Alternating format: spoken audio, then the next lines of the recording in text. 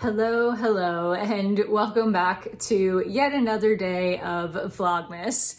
My name is Kim. If you're new here, thank you so much for stopping by. I hope that you will stick around by hitting that subscribe button down below. So today I am here with the flip side of yesterday's video, and I am going to talk about what were, in my opinion, the 10 worst books that I read in 2020.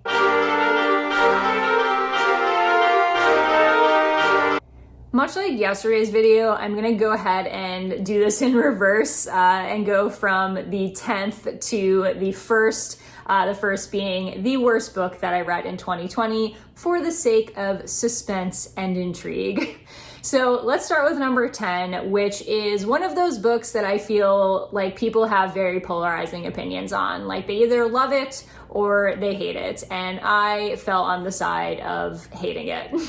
So that is I'm Thinking of Ending Things by Ian Reid.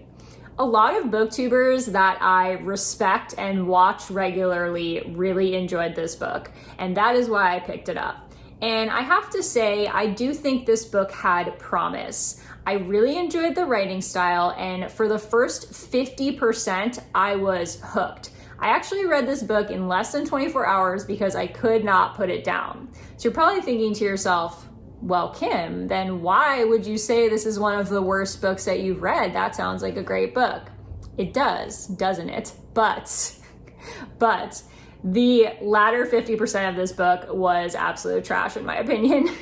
So basically, this is about a guy who is traveling with his girlfriend in the car to his parents' farmhouse to go visit them. They're going to have dinner with the parents, and that's all I can really tell you. So basically, the first half of this, so atmospheric, so intriguing. I was hooked. It had such a creepy vibe. I really loved like the setup of this, and I did not want to put this down.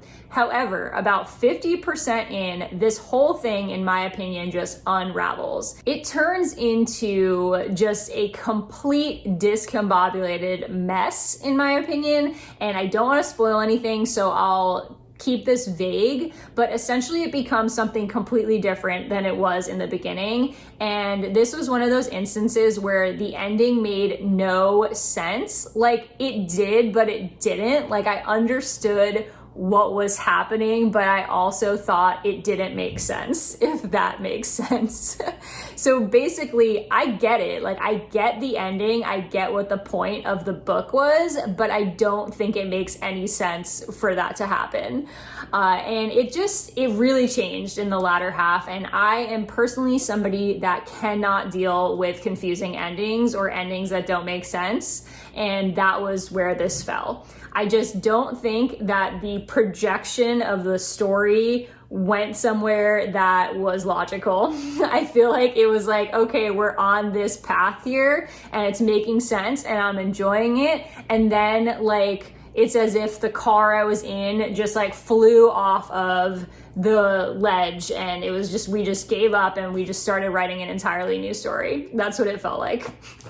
So yeah, was not a fan. I have heard mixed reviews about this, so I know I'm not alone, but yeah, this just was not the book for me. Number 9 is on this list for a similar reason, and that is Bunny by Mona Awad. This is another very weird, trippy, confusing book, which again, not really my thing apparently. So Bunny is basically about this woman who is in a post-grad program at this fancy liberal arts school in New England, if I remember correctly. And she is in a small cohort with these other 4 women. These 4 women act like comically ridiculous with each other. They all call each other Bunny, and they act like this like hive mind of a group where they all think and do everything together, and they're almost like an exaggerated version of what women in this situation would act like.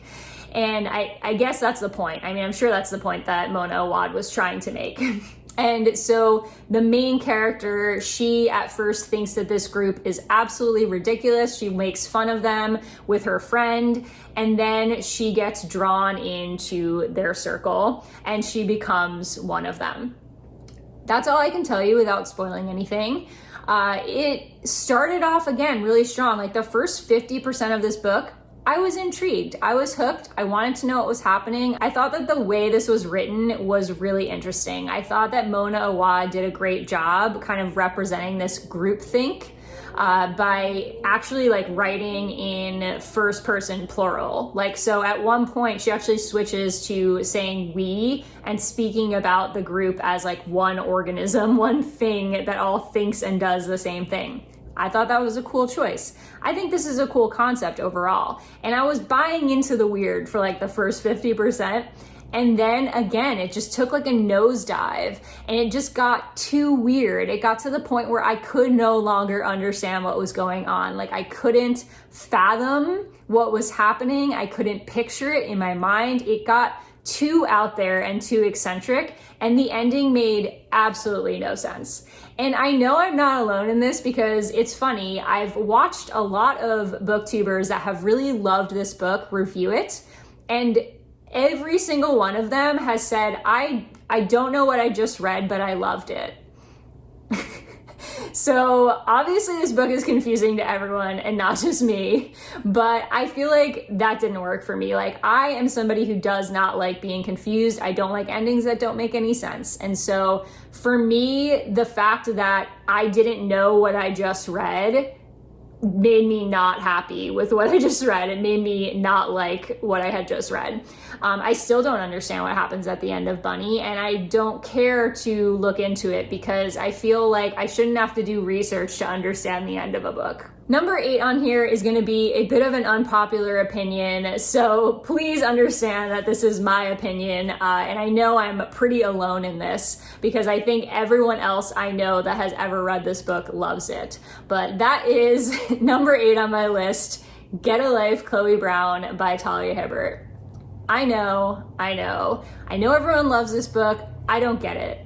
It's like one of those situations where I understand that everyone loves it, but also I don't get why everyone loves this book. Like I've watched reviews of it. I've watched people talk about why they like it, and I still don't get it. My experience of reading this book was so different from everyone else's, apparently.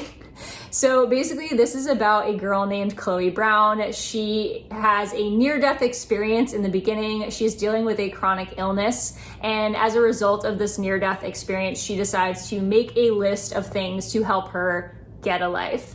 And the first thing on this list that she completes is moving out of her parents' house into her own apartment. Once she is in that apartment, she meets the superintendent / manager of the building. I forget his exact title, but Redford Morgan, he is the person in charge of the apartment complex. They have kind of a rocky start, and then he decides or agrees to help her with her list. And a romance ensues from there. This is hate to love, which admittingly is not my favorite trope. And I also think I went into this book with extremely high expectations. So there were a couple of factors playing in here. One, I am not typically an adult romance reader and am not by any means an authority on that genre. And so it wasn't something I would typically read. And two, the only reason I read this was all the hype. And so I think going into a book that I wouldn't normally read with very high expectations was just a recipe for disaster, honestly. So my issues with this book really lied in the romance. Like I didn't really take any issue with the actual writing or anything that was like content-wise in the book.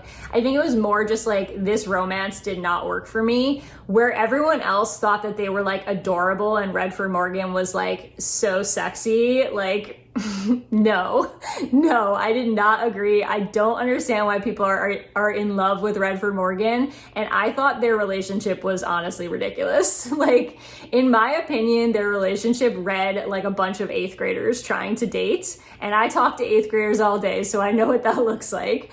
And I just feel like it was so immature. I feel like they had such bad communication, and it just felt like every situation or like disagreement that they had could have been avoided if they had just talked to each other. Like there were so many situations where like one of them would overhear what another one said and make an assumption, and they'd get in a fight and not talk to each other for like days. And it was like, just ask like why they said that, or just like have a conversation about what you heard before you just decide that you're mad at the person.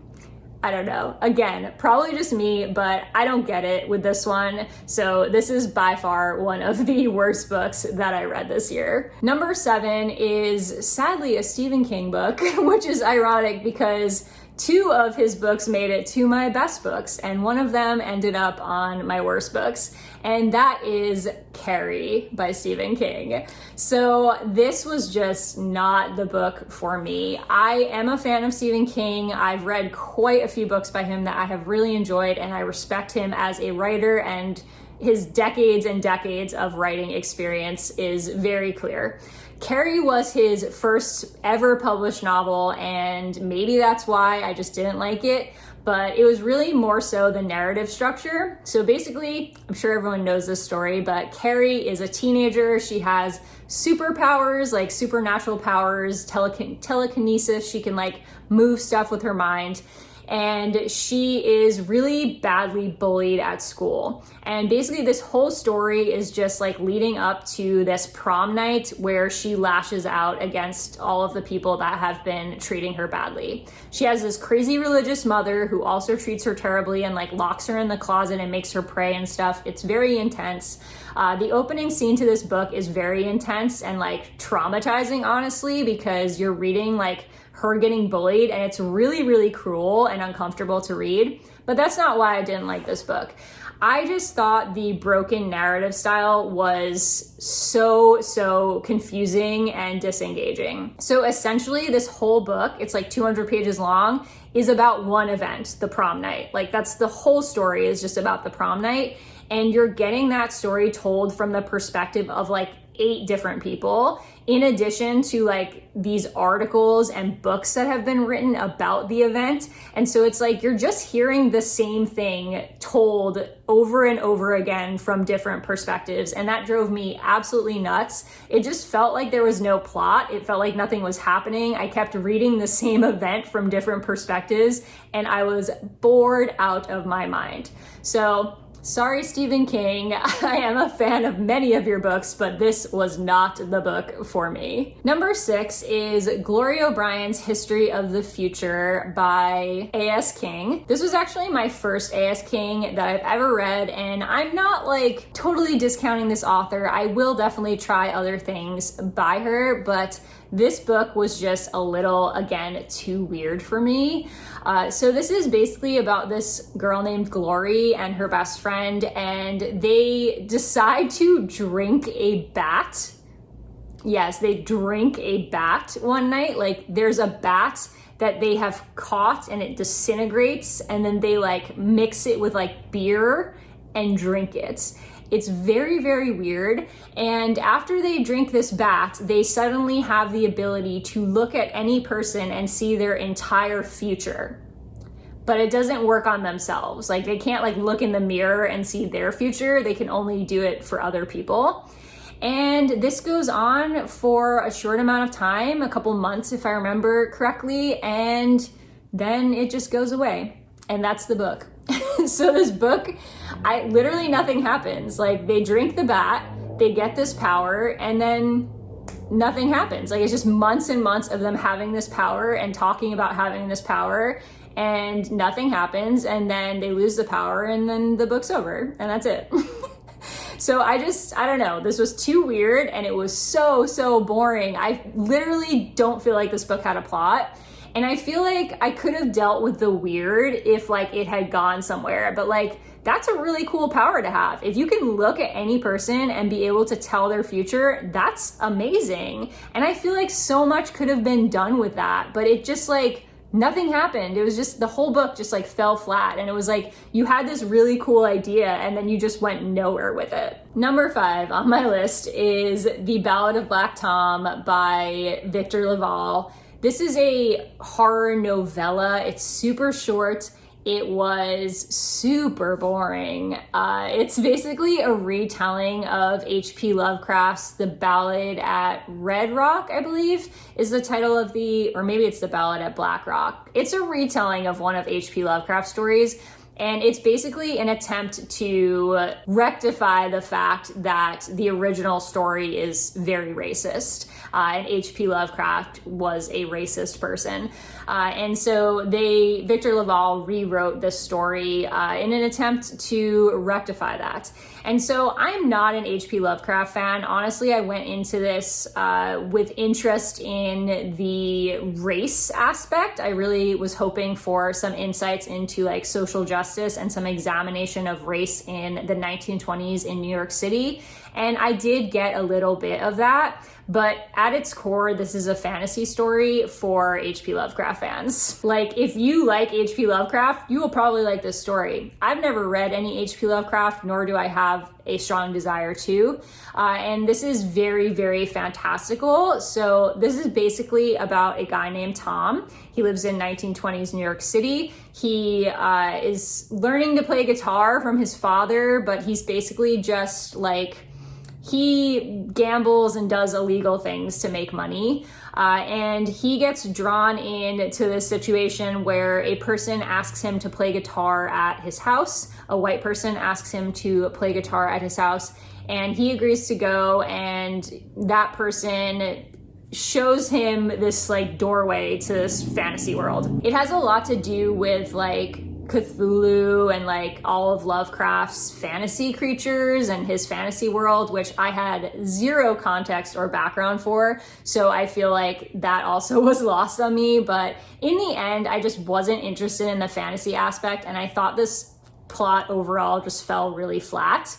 The only thing that I really found interesting was like the commentary on race, and that was minimal at best. Number 4 on my list is a recent read and a classic, and that is Turn of the Screw by Henry James.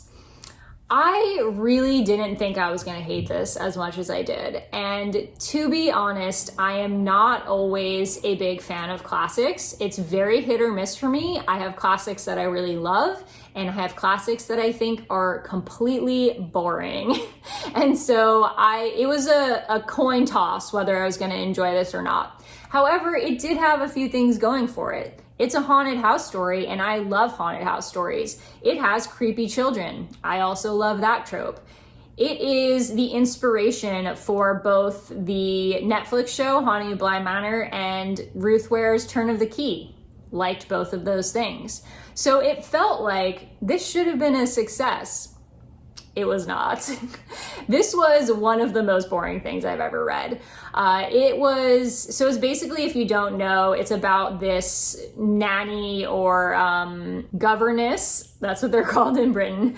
It's about this governess that goes to this manor, this Bly Manor, off in the middle of nowhere to basically watch these two children. She's going to be the governess of these two small children who have lost their parents. And creepy stuff happens. Like, she starts seeing people in the windows, and the house is haunted, it seems, and the children are acting weird, and that's all there is to it, really. There was basically no plot, and I didn't understand the ending. Again, this is a common theme throughout these books. I didn't understand the ending. I had to look on SparkNotes to understand what had happened at the end, and I just, again, don't feel like reading a book that I have to do extensive research to understand. That's just me, I guess. But yeah, I don't know. This was just so boring. If it had been any longer, I would have DNF'd it. Like, the only reason I stuck with this was because it was like 100 pages, and I was like, let's just get through this. But honestly, not worth reading. You can get the same story from watching the Netflix show or reading Turn of the Key, and it's entirely more interesting than the original. Number 3 on my list is American Street by E.B. Zaboy. Again, the issue with this was I was completely bored out of my mind.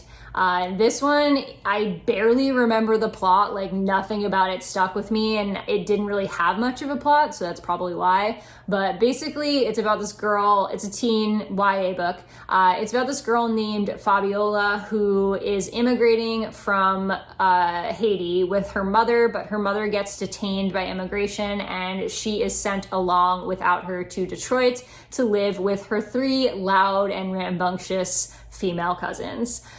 She basically has to navigate living in the US. She has to navigate like her first crush and school and the American dream, etc. I think in concept, this sounded like something I would enjoy. I very much enjoy books that discuss race and immigration and current issues such as that. However, in execution, I was bored out of my mind. There was no plot, nothing happened. Aside from the beginning where her mother is detained, nothing happens after that. There were some things that happened like later in the book for sure, but by that point I was so bored I just didn't care. I found her cousins to be like cardboard cutouts of archetypes or of stereotypes. Like they were literally called like the beauty, the brains, and the brawn, and like that was their only character development. Like that was all you knew about them. They were just like so flat as characters. I could not get on board with any part of this story. And I think the writing style just did not work for me. This was just not my thing. Number 2, another controversial pick, which I know is so many people's favorite books, but I don't know. I don't get it. And that is Aristotle and Dante Discover the Secrets of the Universe by Benjamin Alire Sans.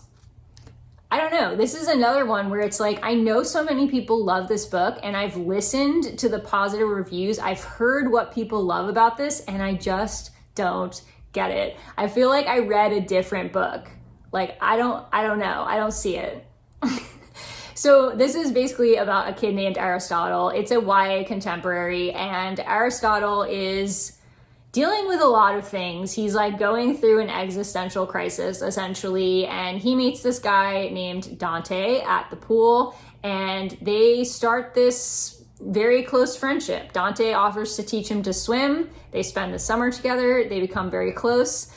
This does have LGBTQ themes, and I don't know. I was so bored. Again, this felt like it had no plot. It felt like things were happening, but things weren't happening. It was very, very introspective, and I thought Ari was so annoying. Like, I could not stand the main character, and being inside of his head for like 300 plus pages was so irritating.